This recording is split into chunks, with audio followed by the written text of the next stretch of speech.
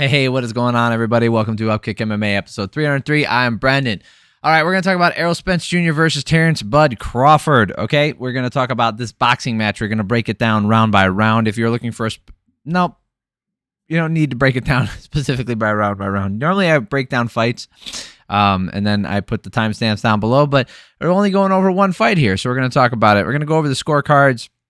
Not too much of note there, except one stray scorecard before it all came to an end. So if you like this kind of stuff, you like boxing breakdowns, subscribe to the channel. I don't do boxing all the time. I only really do the big ones or the ones that I'm interested in, names that I recognize or some crossover stuff I will cover.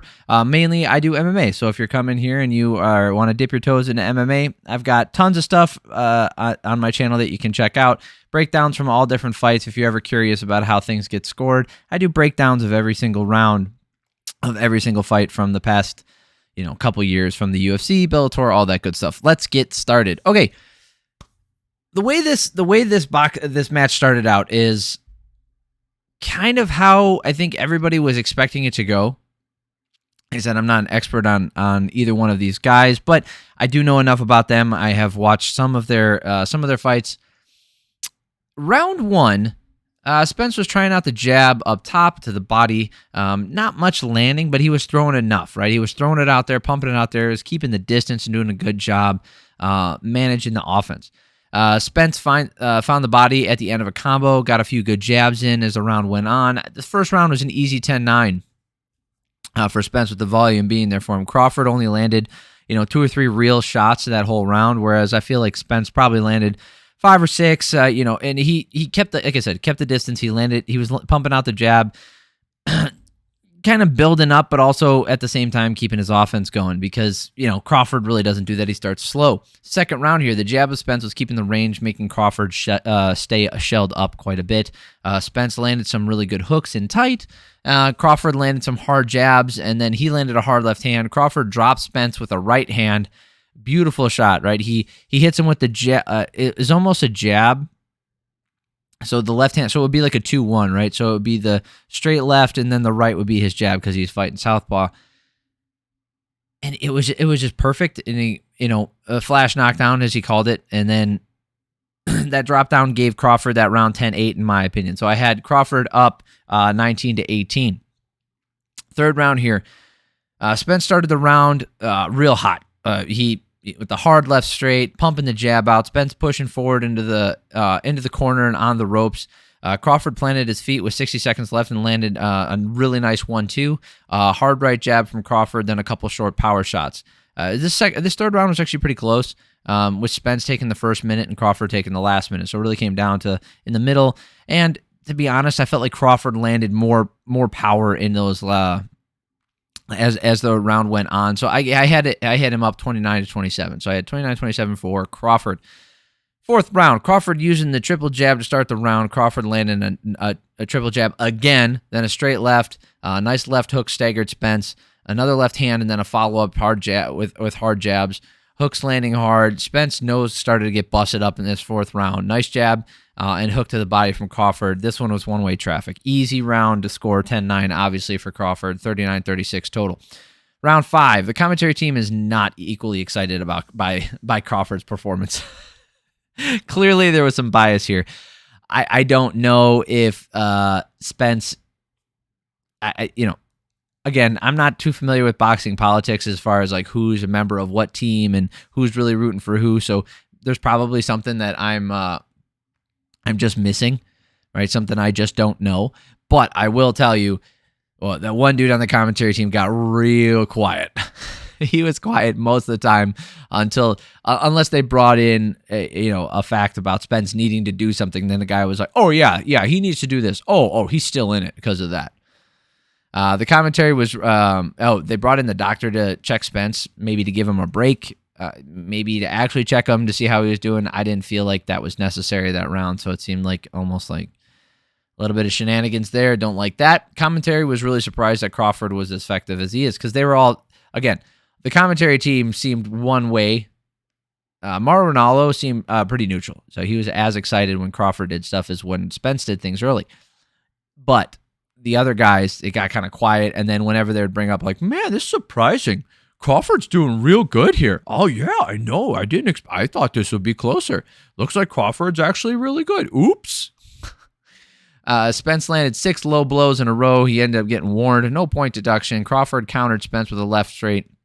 Hard jab multiple times. Crawford landed a hard rear uppercut and then a jab nonstop, another right hook. Spence landing a hard left hand. Crawford still walking him down. Closer round, but you got to go Crawford. There's nothing in this round that really gave it to Spence, and with those low blows, none of those should count anyway. So 49-45 for Crawford. 6th round, Crawford able to pressure now. Spence digging deep to punch his way off the ropes and landing well early. Hard right jab from Crawford buckles Spence's legs. Spence gets warned again for low blows. Spence is landing hooks inside and landing to the body and leaning into Crawford, but Crawford is just unfazed. He just kept walking through what Spence was offering. This was a close round to Spence, but the thing is, like, Spence just reacts so much to everything Crawford was doing. Probably rightfully so, right? Things that Crawford was landing had a little bit more sting, a little bit more pop on him. So because of that, Spence reacts bigger, and it looks like it does more damage. So I went Crawford again, 59-54. Round 7, Spence is staying in there and firing Crawford, blocking most. Crawford is blocking most of it and countering with that hard jab. Hard right counter from Crawford as Spence leans in and is trying to put together some offense of his own. Spence is still in there trying to initiate offense using the lead hook and the jab. Crawford ended the round digging hard hooks to the body and a hard right hook upstairs and dropped Spence at the end of the round. That's twice that he dropped him in this round. That makes it a 10-7. Where the heck? Anyway, it's 69-61 in favor of Crawford. Round 8, less active round through the first half with Crawford landing the impactful hooks to the body. Commentary team still talking about how Spence is dangerous. This is another one of those moments in the fight where they're like, we got to say something about Spence. He's still in it. Oh, boy, he's still dangerous. That's why Crawford's taking his time.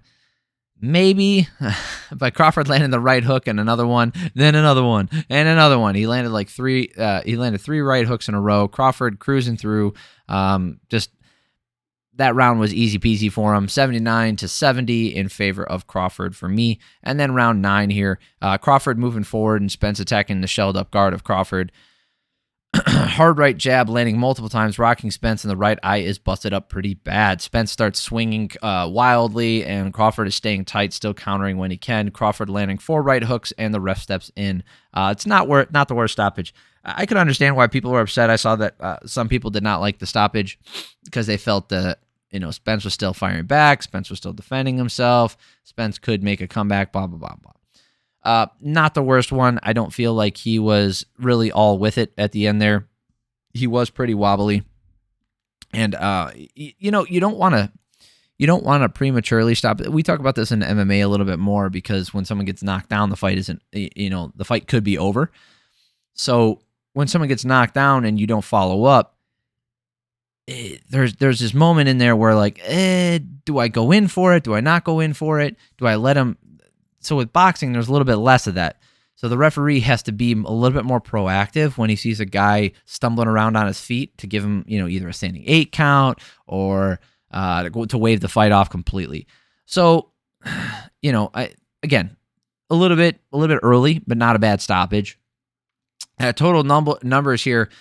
Spence, 33 of 296 for his jab. Crawford, 87 of 206, right? So 11% for Spence and 42% for Crawford. Obviously, Spence threw a whole lot more out there. He just wasn't landing them. That shell from Crawford really blocked most of them. Power shots, 63 of 184 for Spence at 34%, and then 98 of 163 for Crawford. So even though the differential between the two for the jabs is 90 in favor of Spence, for attempted, that is, the differential was much less. It was only by 21 power shots. So total, it was 96 to 185 in favor of Crawford. Pretty good differential there. I don't see.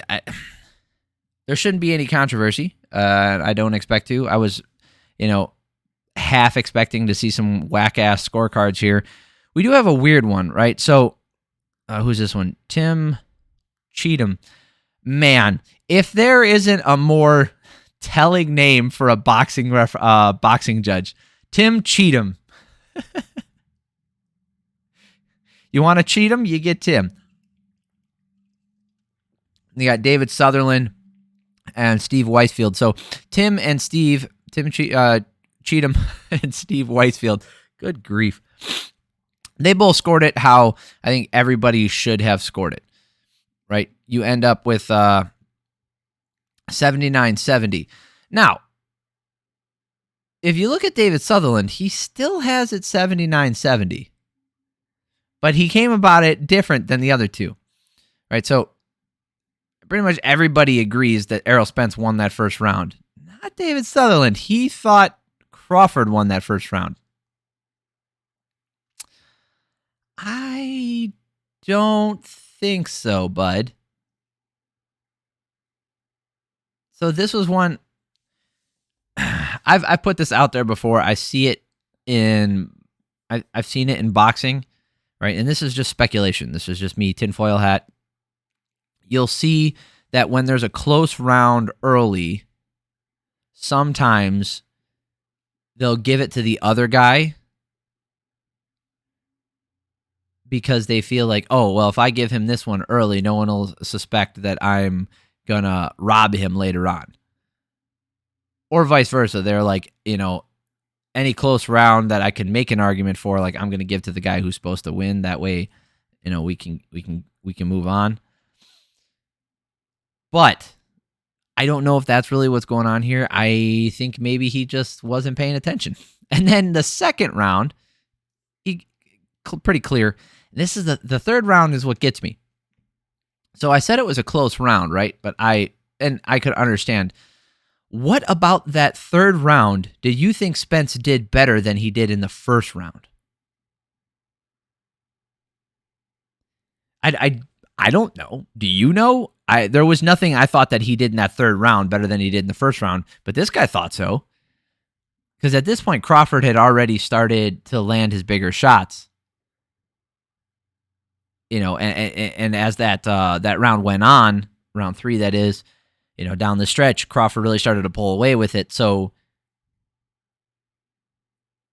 what was he seeing there? What was he expecting? Because he didn't give Spence the first round like everybody else did. I'd like an explanation for this because I feel like there's some shenanigans going on here. It could just be incompetence. It could be he missed something. It could be his interpretation of things. It could be a lot of stuff. But it feels weird. Feels like, because this 10-8 is almost obligatory, right? You have to give it 10-8 right here in the second round because of the drop. But this third round, compared to his first round, you're like, what are you doing? Are you trying to give him rounds? Are you trying to find something? Realizing like, oh shit, now he's down 3. He's down 2.5 rounds now because of that knockdown. Like I'm screwed. I got to start giving him rounds, and you just found a close round. Yeah, because that's what it feels like. Like, oh crap, I screwed up. Now the Mafia's gonna kill me. That's it though. I thought this was a fun boxing match to watch. I'd probably watch the rematch.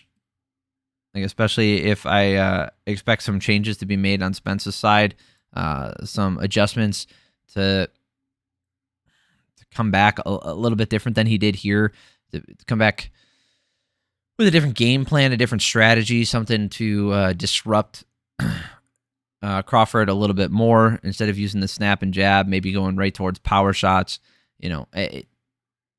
just changing it up, because it seems like Crawford really worked off of Spence's jab, and he knew that, hey, if I can stop him from landing that jab, then I can win this. And that's what he did. So it's fun to watch. I'd be down to watch a rematch. So what did you guys think? Did you guys have fun watching it? Did you watch it at all? Are you interested in boxing? How did you guys score it? Did you guys score 3 for Spence? Obviously, everybody scored round 1 for Spence, but maybe not. Did you score round 1 for Crawford? Let me know down below. I'd appreciate it. So if you like this kind of stuff, if you like MMA, go ahead and check out some of my other videos. I covered the UFC 291 from this weekend, so go check that out. Subscribe to the channel so you know the next video is coming out. Hope you guys have an amazing week, and love y'all.